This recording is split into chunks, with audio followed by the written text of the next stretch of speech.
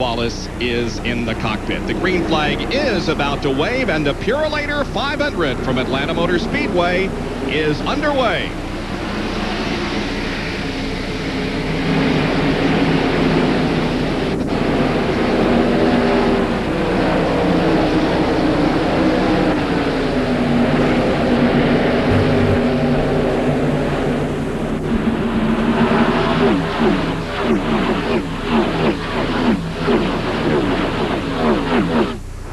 Jeff Bodine has jumped into the lead and will come off corner number 4 and lead lap number 1.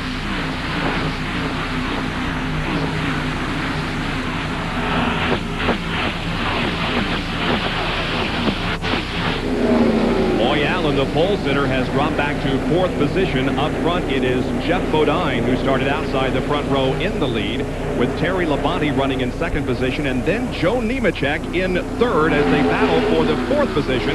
There is Allen, number 19, and on the high side is Ernie Irvan. Now Mark Martin moves alongside of Loy Allen. We're riding with Mark now. Uh-oh, something wrong with Sterling Marlin. The 4 car off the pace. Looks like he's headed for the pits. The Daytona 500 winner has problems on the 2nd lap and comes in for a pit stop. Looks like he made contact with someone. That grill is not supposed to be that short. John Kerner, what's the problem? Benny, you're exactly right. What I saw when the race got underway, Bobby Hamilton took evasive action as they took the green flag. Perhaps Sterling was involved in something and Bobby had to miss the action. But yes, Sterling's front grille has been pushed back. A real big disappointment to this team. That's going to cause losing the lap right now in the pits. They had worked on this car all weekend and thought they had a contender for today's race, but right now Larry McClure, Tony Glover, and the crew put down the hood.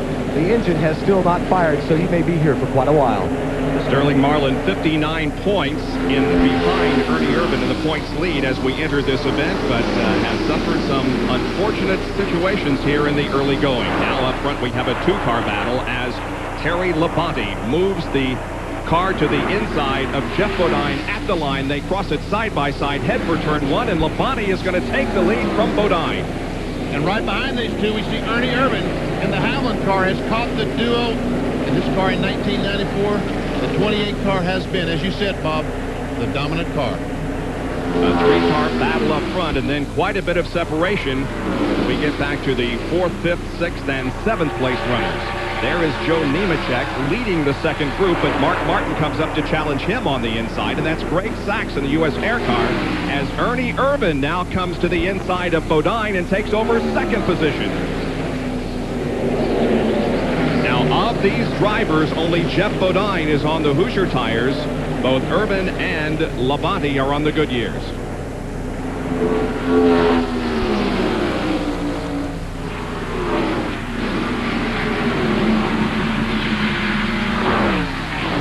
All those cars, just a few laps into the race, cars look good, and there's another spin. Oh, we have a crash up in turn 3. It's John Andretti, I believe, who is up into the wall. Yes, Andretti damages the left side of the car badly.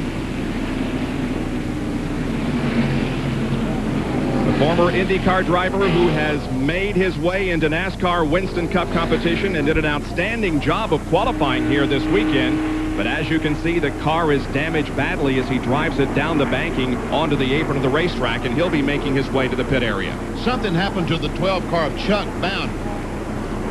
Let's watch what we have in replay. There's a 14 car, and we can see that he made some contact. And Steve Grissom just touched him in the left rear, and around goes Andretti, and man, did Derek Cope just miss him as he went up and backed in the wall. But in front of this action, the 12 car was slowing dramatically. There's a 12 car coasting on the apron of the racetrack.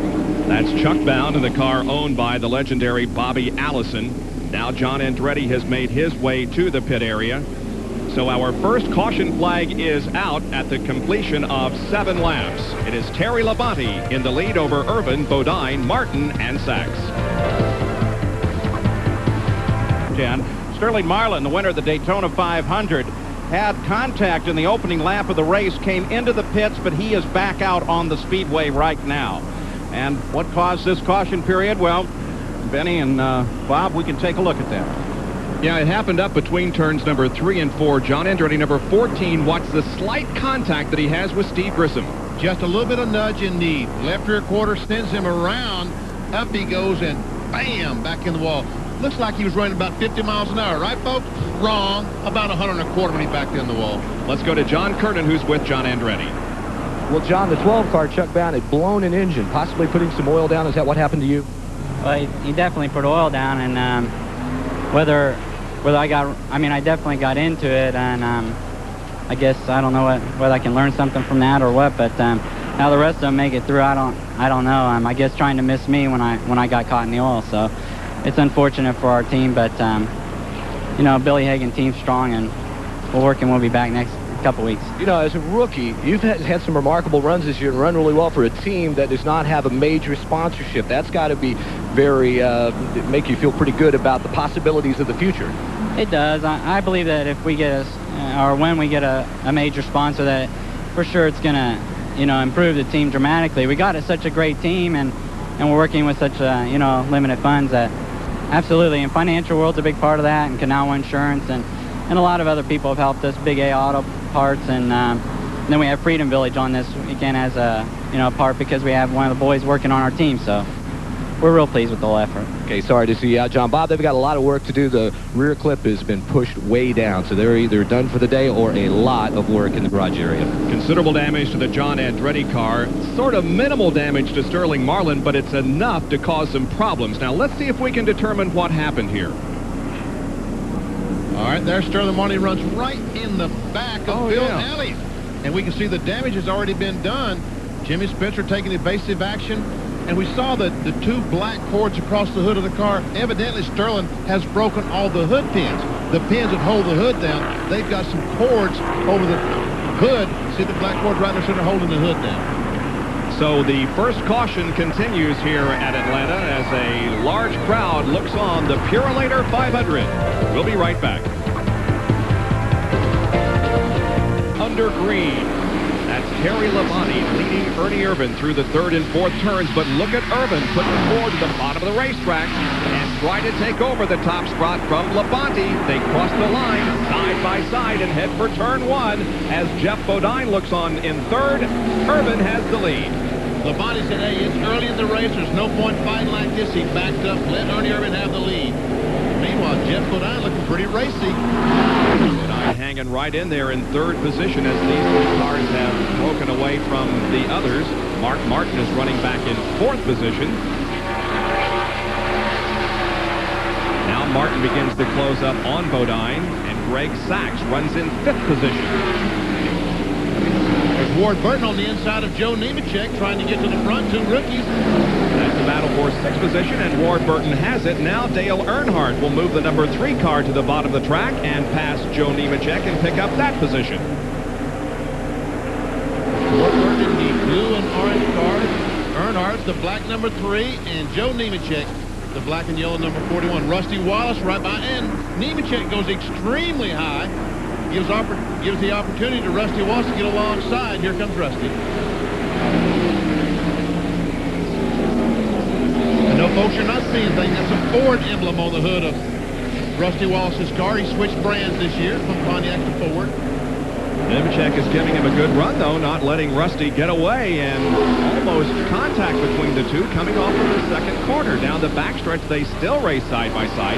Nemechek will just not give the position up. Meanwhile, Brett Bodine has closed up the Bodine brothers. The green car is Brett, the blue and white red car is Todd Bodine. And, of course, the other brother, Jeff, is running in third position at the moment. So we have 3 Bodines in the top 11 spots. Now, Brett Bodine moves the 26 Quaker State car to the outside of the racetrack as he tries to pass Rusty Wallace.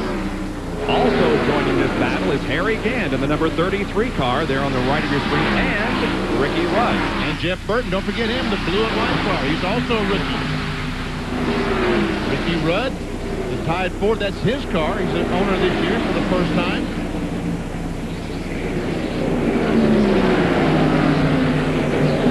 Dr. Jerry Punch is standing by on pit road with Bobby Allison. This legendary driver won here 5 times. And Bobby, it's been a short day for the Chuck Bound fourth. And what a tough break for a great competitor. Indeed, Bobby Allison's car